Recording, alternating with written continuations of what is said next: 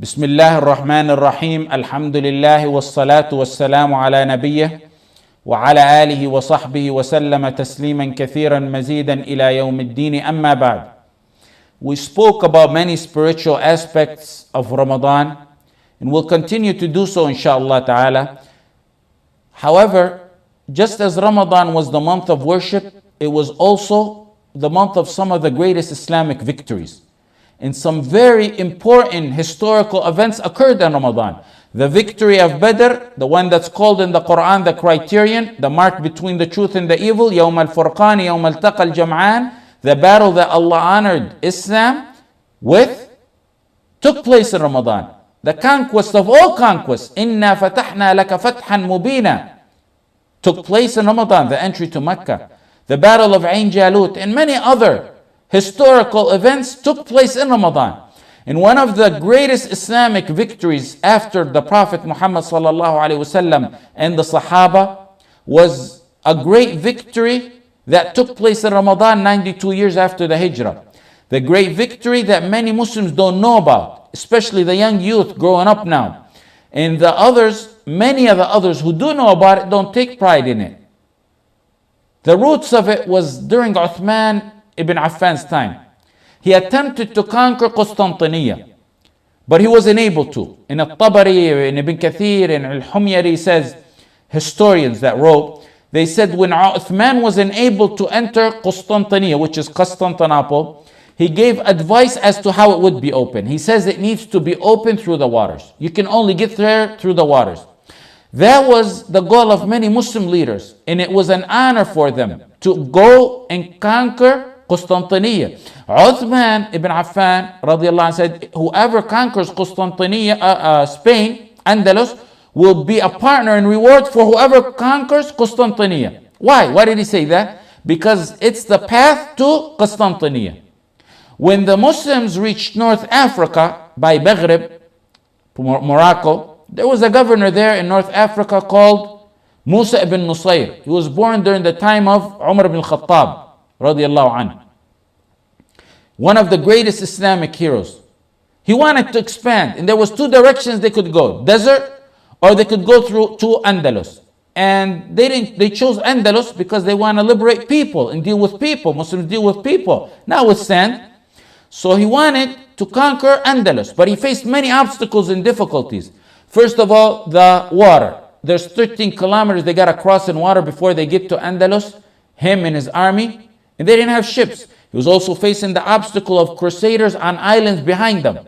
Before he gets to the main enemy, they got little islands behind them where he feared they may attack him from the back if he reached Andalus. He also didn't have enough Muslim soldiers to face the massive crusader army. And also, he had no idea about the geographic details in Andalus. But he was determined. And those obstacles and more only made him even more determined. And that's when he began to build ships. He learned that from Muawiyah bin Abi Sufyan radiallahu anh, because he lived around Muawiyah and he's seen how they built ships around him. His father was a close friend of Muawiyah ibn Abi Sufyan radiallahu anh. He began to build the ships 88 years after the Hijrah, which would be about 706 in the Western calendar. But if you look at Musa ibn Nusayr, his biggest accomplishment in preparing was teaching Muslims Islam, especially the new reverts. Don't minimize the structured teaching of Islam. That's the path to victory. Without it, many get moved by emotions, and he could have done so. If you look at Nuruddin, in the category of Nuruddin, they prepared men through knowledge and halaqat. Many don't know those people. Salah ad-Din didn't just wake up one day and take an army and go and fight the crusaders. There was a lot of work done behind the scenes that many don't know about, of teaching Islam, Quran, Hadith, Fiqh, Usul, everything, Tajweed. Musa ibn Nusayr established intensive Islamic study. What would you call courses today? To teach the non-Arab, the Barbar Amazigh. He wanted to teach them. He wanted Islam fully rooted in their hearts. The Barbar Amazigh are among the most difficult people to deal with. And they're very difficult, more difficult to change. But by the will of Allah and the strategy of these halaqat, they changed. In fact, you see the effect of that change generations after that. When the French occupied Algeria for 130 years, they tried to get them away from their religion in every possible way they could. But during that time, and after that time, they were more firm and enthusiastic and loyal to Islam than they were before the occupation. Musa ibn Nusayr taught the Amazigh Islam, Aqidah, Tawheed, Fiqh, through structured curriculum. It was very easy for Musa to give a couple of fiery khutbahs and move the masses by emotion, and they probably could have got victory like that. He could have inspired them and got victory like that. But what happens? Over time, emotions fade and evaporate and change.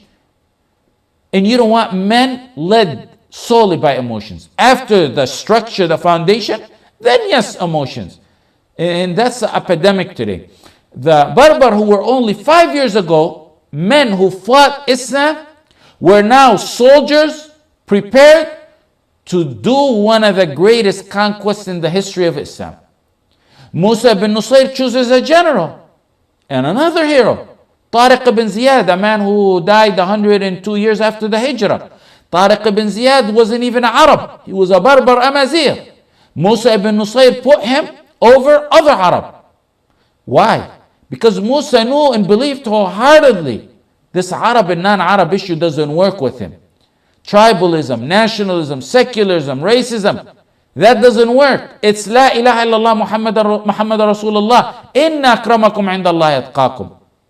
Not only was Tariq a non-Arab, but he was a revert. A revert. He embraced Islam on the hands of Musa ibn Nusayr. A revert. He was a revert. A revert raised by Musa ibn Nusayr. Over 15 years ago, I said that legends raise legends and cowards raise cowards. That's the general rule. There's some exceptions, but rules are based on exceptions. Today you see Western deluded sellouts raising their likes. Western deluded sellouts produce Western deluded sellouts. And that's an epidemic. So legends raise legends and cowards raise cowards. A non-Arab, a revert, an ex-slave. But on today's standards, Tariq ibn Ziyad was a alim. He memorized the Quran. Tariq ibn Ziyad memorized the Quran at a young age and he learned fiqh. This is specified. I'm not saying it based on assumption because of what he did. I'm saying this based on what history said about him. Tariq ibn Ziyad in Ramadan of 92 years after the Hijrah took an army of 12,000. Some say 18,000. I believe it's really 12,000. They crossed the waters, and as soon as they landed, he gave an eloquent long speech starting off, أيها الناس أين المفر البحر من ورائكم والعدو أمامكم وليس لكم الله إلا الصدق والصبر. Oh people, where are you going to flee to? The waters behind you, the oceans behind you, the enemies in front of you. All you have is to be truthful with Allah and be patient. Some of the more recent, not recent, but more recent books, history books say that he burned the ships in order to avoid that anyone flee and that so they'll be determined. But I believe that's exaggeration because I read the original books on Al-Andalus and what happened there, and the early first generation books wrote about this. None of them state this fact. And it's such a huge fact, they mentioned more details than this. And this is not mentioned, so I assume it didn't happen. Tariq fought many battles, Ma'arakat Shodha, and then the final one was Bawadi, which was on the 28th Ramadan of 92 years after the Hijrah. And 9,000 of his troops were Berber Amazigh, and the rest were Arab. 3,000 Muwahideen generously irrigated the precious lands of Al-Andalus with their blood. In the middle, Tariq had covenants with them.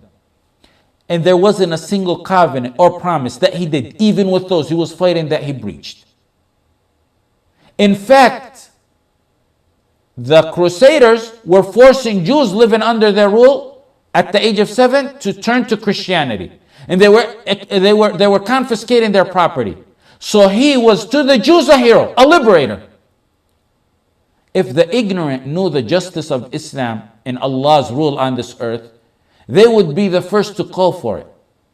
You'd even be more amazed at how Muslims treated the Jews at the downfall 800 years after this country was taken away. They went to extreme measures to preserve the life of the Jews who were under the Muslim rule, Ahl al-Dhimma.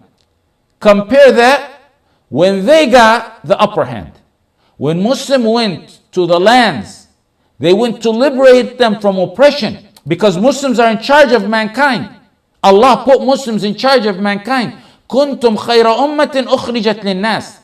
Never did they force anyone to say La ilaha illallah. Never. How dare anyone force anyone, a Muslim, force anyone to say La ilaha illallah when we believe as a principle of Islam his La ilaha illallah is not accepted. Anyone who's forced or even coerced or pressured, his La ilaha illallah is not accepted. La ikraha fi ddeen. Many proofs on that. Let me tell you who really forced others to embrace another religion. When a country imposes on another country to change their Islamic curriculum, to take stuff out of their curriculum in the name of getting along with others, in the name of democracy, those who spend billions to spread interfaith, a religion, a whole interfaith to the religion is the kufr religion, to embrace interfaith, that's who's forcing people to embrace another religion. Many battles continued after 92 years after Hijrah. In 93 after Hijrah, it was Ubur Tali'at Musa. In 94 years after the Hijrah, Marda, Fath Marda. These were in Ramadan too, in 93, 94. Tariq ibn Ziyad and Musa ibn Usayr were ordered at a point to stop their advance because the deputy Khalifa at the time, Sulaiman ibn Abdul Malik, the Khalifa back then was Al-Walid ibn Abdul Malik. He was on his deathbed. Sulaiman ibn Abdul Malik wanted them to slow their pace down so the leader, the Khalifa, can die and the conquest will be attributed to his name. But Musa ibn Nusayr and Tariq ibn Ziyad kept advancing. They didn't listen to him. When Sulaiman was finally the Khalifa, he harmed both of them very badly. He harmed and oppressed Musa ibn Nusayr and Tariq ibn Ziyad very badly. They say that Musa ibn Nusayr made up with him later on. And in fact, he took Musa ibn Nusayr to Hajj. But Tariq ibn Ziyad lived a lonely life after the conquest. He returned to Syria, to Damascus. And he lived lonely and secluded, away from the spotlight, away from politics, away from everything. What melts the heart is he lived not only a lonely life, but some more books that I read and said that he was found dead in front of a masjid alone. And prior to that, he was spotted begging. They left him alone. Even though Tariq ibn Ziyad was worthy of being the governor on Andalus. Just like Amr ibn al-As was the governor on Egypt. Amr ibn al-As conquered Egypt, he was the governor there. He was worthy of being the governor in Andalus. But he was a man sincere with Allah. He didn't care about the spotlight. He turned and went on his own and died a lone life. But the world changed after the conquest of Andalus. The world. We seen men pop up like Ibn Khaldun, Zahrawi, Ibn Rushd, Ibn Hazm, and other scholars in geography, in space, in engineering, in math, in every field, and most importantly, in the many Islamic sciences, in every Islamic science you can imagine. It started in Spain and it affected all of Europe. A French writer writes about this, a non-Muslim French writer writes about this. He said Muslims changed the region. He mentioned an example or a few examples, and one of them that I remember was that the Muslims made a lot of Europe civilized. He said women in northern part of Europe, they were called the Saqaliba. They used to cut their hands and their faces with knives and harm themselves when they were widowed. Some of them went to an extreme of hanging themselves when they were widowed to show their love for their husbands, and they would then burn the husband and the wife and bury them in the same grave. When they seen how Muslims dealt with matters like this, they changed. Islam went to liberate, to remove oppression. Islam went to make them humans. They were in an area where this Frenchman writes, he said they didn't take a shower but once or twice a year. There's a ritual or a belief, I can't remember what he said. When they seen the Muslims making wudu 5 times and bathe regularly, it changed. They taught them how to clean. They taught them how to deal with one another. They taught them the attitude amongst each other. They taught them about mercy. It's amazing to read that Muslims installed streetlights back then. It's amazing to read that Muslims decorated the avenues, the main avenues of Andalus with flowers and trees. It came to a peak with Abdurrahman al-Nasir, the leader, Abdurrahman al-Nasir, when he took leadership. And he became very popular and very strong. And he had effect on everyone. In fact, in 1961, the non-Muslims, on the 1000th anniversary of his death, celebrated his achievements and accomplishments that overwhelmed the whole region in honor and respect to him. And many Muslims wouldn't even know who this guy is. What's sad is that our bright ummah's legacy has been forgotten. And that brings about a defeatist mentality, surrenderous cowards. In Qurtuba, there was a library, the biggest in the world. The biggest in the world. It had 500,000 books in it. They didn't have copy machines and printers back then. 500,000 books in a library, the biggest of its time. If there was a library bigger than that, it would have been the one in Iraq, the one also owned by Muslims, under the rule of Muslims, in Baghdad in Iraq, the one that the Tatar took the books and poured them in the ocean of Dijla, to the point that it changed the color of Dijla. There was also Dar al-Hikmah in Al-Qahira, another huge library. Those were the only three major ones back then, but the one in Qahira died in history. When they entered Andalus, the Crusaders, one of the first things they did is burn the books. A bishop named Qambis, with his hatred to Islam, when they conquered Andalus, took 80,000 books to the public square of Qurtuba and burnt them all in one day. Then in 646 after the Hijrah, they burned the rest of the books for the Muslims. Why? Because they knew affirmatively, they knew that this is what uplifts this ummah. Knowledge. And mainly, we're talking about the knowledge of the Sharia and the sciences of Islam. As long as they have this knowledge, this ummah will remain strong. They wanted to, or thought they can take the ummah away from this knowledge, away from its roots, by burning their books. But little did they know, the outline for the ummah is in our hearts, in our breast, and that they can never get to. It's not on ink and paper, it's in our hearts. As time went by, the Muslims began to go astray. They went astray from the teachings that Allah gave him victory for. From competing over memorizing the Quran and Bukhari and Muslim, and competing over knowledge, it was now competing over girls. From filling the houses of Allah and the halaqat, to now spider webs on the house of Allah and the halaqat, and clubs being livened up. There was a generation now that had a deficiency in tawheed and wala and bara, in fiqh, and Islamic sciences, which divided the Islamic ummah in Andalus to 22 kings. Just like the Muslim world today. I think today is 22. The same thing. They had 22 kings back then. One of the leaders, Ibn al-Ahmar, he was a king in Andalus. He brought non-Muslims to fight his opponent, his Muslim brother in Islam, called Ibn Hud. Ibn Hud, in return, gave those non-Muslims 30 of his strongholds to side with him against Ibn al-Ahmar. The final king of Spain, Abu Abdullah Saghir. He once blocked a Muslim army that was heading to the territory of Malqa to have Muslims there that were besieged by the Crusaders. When the Crusaders defeated the Muslims, because he blocked the army going to help the Muslims, they changed a masjid into a church. Abu Abdullah Saghir sent them a letter congratulating them on the victory. He thought he was scoring points with them. They promised him. He thought they were going to keep him in power. He thought that's how victory and honor is achieved. فَتَرَى الَّذِينَ فِي قُلُوبِهِمْ مَرَضٌ يُسَارِعُونَ فِيهِ. That's the disease of the hearts. He sought victory by putting his faith in the hands of the enemy over his brothers. He did get temporary victory. Temporary. He did seek honor in them. But when you seek honor in other than Allah, your end is humiliation. Definite humiliation. Right after they used him and they made him think he's going to remain in power, they turned on him and took over his territory. Abu Abdullah Saghir, the last king in Spain, surrendered the final stronghold in Gharnata. He gave it to the Crusaders. Then he walked in on his mother crying, and his mother told him the famous quote, "Ibki mithla nisa'i mulkan lam tuhafidh alayhi mithla rijal." Cry on a kingdom you didn't save like a man. The famous poet wrote about this.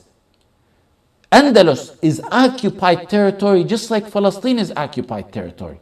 Abu al-Baqa al-Randi, the famous poet from Andalus, he spoke in a long poem about Andalus and how it was, and the knowledge there and the beauty of it, how the whole world, the non-Muslims, used to go there to learn, and how the massacre of the Crusader was, and how the traitors of the Ummah was, and how Muslims neglected each other, how the young beautiful girls were raped by the Crusaders. And then finally, he says at the end of it, at the end of the poem, he says, لمثل هذا يذوب القلب من كمد إن كان في القلب إسلام وإيمان. To like this and like this, a heart melts if there's any Islam and Iman in heart. That which Allah gave them victory in 92 years after the Hijrah, that which Allah gave them victory with, which is they're holding and clinging on the rope of Allah, that which Allah gave them victory with, they were defeated when they left it in the month of Ramadan as well. وصلى الله على سيدنا محمد وعلى آله وصحبه وسلم.